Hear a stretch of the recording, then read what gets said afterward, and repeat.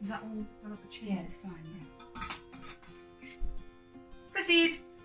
Hello and welcome to our YouTube channel, Keep Smiling. This episode is going to tell you a little bit more about Eve and what we went through when we first found out about Eve's cancer. And this was a little bit different because we're in my house in London. This is why it's a bit more plain. We have got photographs of Eve behind us, and the sound might be a bit strange because we have got planes flying outside. And trains. And cars and wind. So, yeah. And squeaky floorboards, so we do apologise for that. Beth's going to start with her story and how she found out about Eve's cancer. Eve wasn't a sick child. She was always well and never went to doctors, nothing like that. She never really had any problems. No. Never really missed a day of school. She had her school sports day one day and wanted to win this race, so she tried really, really hard. And this was like the final race, and so she was running. It was just like a normal one on the school field. And as she was running, there was a slight dip in the grass. And when she went down into it, it caused her to feel a bit of pain in her hip. And it was fine straight after it, but a few days later, she started to get really, really bad pain. So we went to the 8 till 8 and the doctors. I think we went to A&E as well, and she was still in so much pain, and so we knew that it wasn't right. Finally, she got taken to Kettering General Hospital, which is our local hospital, where they did a couple of tests on her.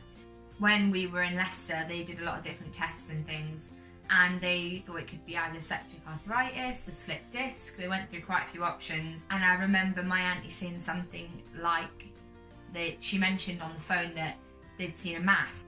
Oblivious to me, I didn't even think for a second that my little sister could possibly have cancer. But on the other hand, for some reason my brain went straight there, and I remember telling my best friend at drama school, Honor, I think Eve has cancer, and she turned to me and she says, "Are you what? Like, no, that can't happen to a child because you never really hear children having cancer." I was asked if I could look after Eve while my mum, my dad, and my granny were taken into another room by the doctors. We found about a few months ago a couple of videos on my iPad of Eve in that room, and me and her talking to each other about playing games and stuff. I was called in by a nurse, I think it was, to go into the room where my mum and my dad and my granny were, and that's when I was sat down, and it kind of just had this horrible gut feeling because you look at the people around you and they're trying to hold it together for you, but you just know something isn't right. It's the facial expressions that you get. Yeah. It's crazy. We had it throughout the whole time Eve had all the treatments and the whole time she was suffering. Even in Kettering, I remember a doctor stopping and the way he looked at us, it was like the sympathy. It was like, I think he even said to my mum, "No, you've got to be strong now." The doctor explained to me that Eve was diagnosed with a rare type of bone cancer called Lyons sarcoma, and after that we knew we had to contact Meg. So my story started a little bit different to Beth. So I was in Guildford when I found out. It was the last day of the year, and it's one of them days where you just I've had a good laugh at college, and we were all going out that night. It was really sunny. I walked home, forgot my key, and decided just to sit on the doorstep and wait for my housemates to come home. Thought I might be able to get a little bit of a tan. And I sat there and I remember kind of thinking about what my mum said about Eve and saying, "Oh, she's really ill and she's not herself." And I remember hearing her screaming over the phone, and that feeling of panicking and the feeling that I told Honor already, I think my sister's got cancer, but her telling me absolutely not. So I was like, well, she can't have, if Honor's telling me she can't, then she can't. And I received a phone call, and it was from my dad, and he said to me that Eve had cancer, and the feeling is honestly heartbreaking. This feeling is like someone has snapped a piece of your heart off, and you'll never get it back.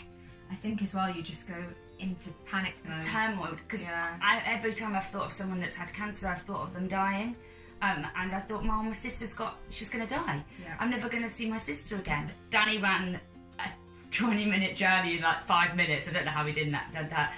And everyone just ran to help me. And I remember them saying to me, she's going to do it. She's going to get through it. It doesn't mean she's going to die. And I was screaming, and I remember saying, no, she is, she is.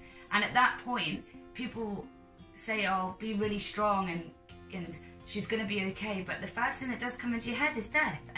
And you shouldn't be angry with yourself for thinking that they're going to die, because it's the natural thing to think that. My dad came to pick me up from Guildford, and he drove me back home, and I walked into her room and I looked around her room and I thought, wow, like, life's never going to be the same now. Like, life is never going to be the same, is it? No, and I'm a completely different person from that day forward. Yeah, I'm completely not the different. same person. And you take life so different. Like, you look at life in such a different way.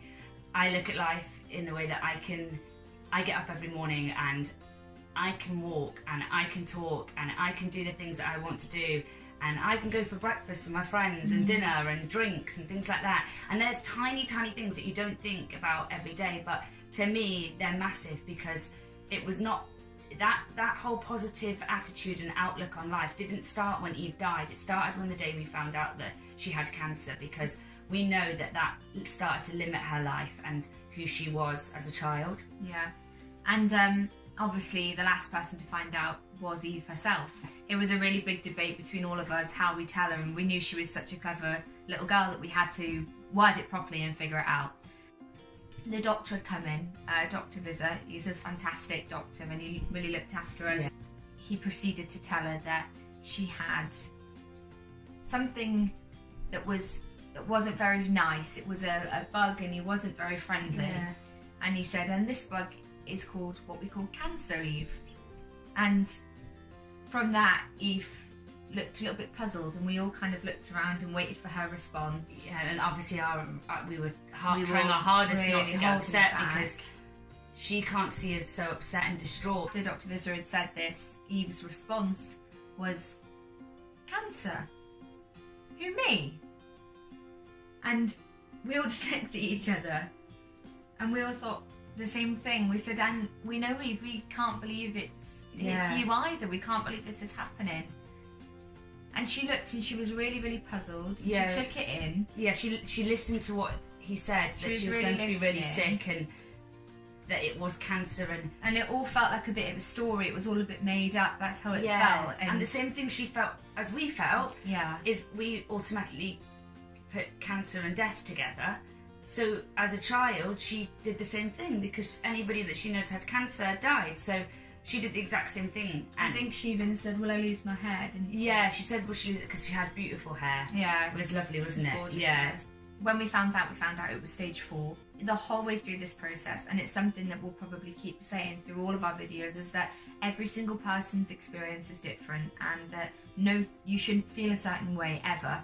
Yeah. It's about balance. It's about feeling upset and letting yourself feel upset, and then feeling like you can carry on and having days where you're productive and you do things. And it's not about distracting yourself, and it's not about letting yourself get stuck in a really dark place, because too much of either is not good. You have to share out your feelings with yourself, and I think that's so important. Yeah, I think especially like when we found out on the days, of course we let ourselves feel down, and then around Eve we were really positive, and we did want to keep that light there and keep us all positive. I think that's from that moment we knew this is how we're going to have to get through this, and this is how we're going to have to take on Eve's little outlook and be strong and be happy and be smiley. And even when we took Eve around the cancer and the children and teens cancer ward for the first time, she was looking around and she was like, oh, this is cool, and this is that, and oh, that's really nice. Oh, you can do art here. You can draw here every day. Oh, that's cool. Like that made us that fear away from us a little bit. It did, and it made us think. I think she can do this. Like, she's so strong, and she can get through so much in this horrible process that she's going to have to go through for the next. Well, they said 6 months, but we all know that she did 2 and a bit years, so that's what makes us proud. Accent challenge! I'm gonna start the accent challenge. Go. Okay, here we go. Hello, Meg. When you look at me, Alexander the meerkat, what do you think of? Albania. What? No. I like vodka. Russia. Yeah.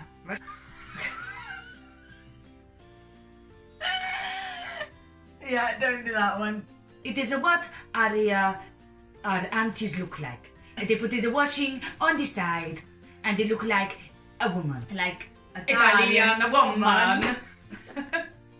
My name is Ola Hansen Vensenhagen.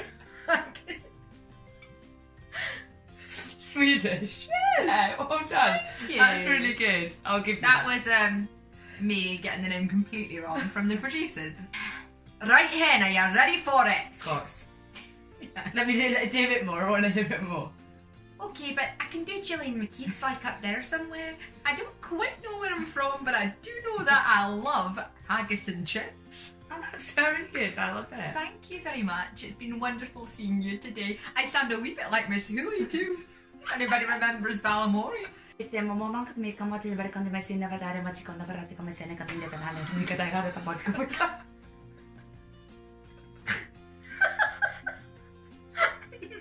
Like to be Spanish? Yeah, I'm really good at that. Yeah, but if there's anyone out there who speaks Spanish, I was just like Ole me come rhubarb, rhubarb, rhubarb, rhubarb. This one's quite fitting actually. Okay. Oh. Oh, I know what it is. Go anyway. Okay. Bonjour. A French stick. You just said what it is in the word Oh French yeah. stick. Now the trouble is that half of our family is from here, you see. I'm not sure right now what part I'm from, Neither am I. but I hope that you kind of get an answer from it. That's all I'm hoping. Just think of cream horns cream horns and an apple pie. and an apple pie. That's my favourite line from Dairy Girls. I love it. Why have I got to do a lip for What, do a lip? What sort of villain? I've been expecting you. I gotta... I actually got to do that face. I gotta just say that, like, I gotta say that people will like mana bada booda bada bang. Bada-da-bang, bada-da-boom. Okay. Sure. I love being here. It's great. I can't believe I can see you today. Oh, wow. You look gorgeous. One of my favourite things is what we're doing right now is we have to act with every accent. Yeah. Oh my God. You will look gorgeous. Oh God. Why, hello, gorgeous. It's Fanny from Fanny Price. No! Every time! It's Fanny Price from Funny Girl. Fanny Price. Price! Bryce. Where's the accent? I don't know. Actually, maybe I didn't get that right. She failed miserably. One more. I love to like just get on the board and like get in the river and get on the seat In the river? and Surf in the river. Oh, I don't know about you guys, but surfing in the river is really fun. So, thank you for watching video dos. I think you and Jackie just made so much noise. Yeah. Today's video is a little bit hard to listen to, and it's quite a sad subject, but we feel like it's really important for people to hear that obviously we do have a lot of highs and positive things from what we went through. We want to share that, but there are these dark times and we want people to know about them as well. We'd love you to subscribe and comment if you'd like to, and just if you've taken something away from our videos already, we love the messages. We've already got messages from the first video, which was beautiful. So if you take anything from it, we would love that. And if anybody wants us to talk about anything in particular, then Yes. we'd love you to give us a little message.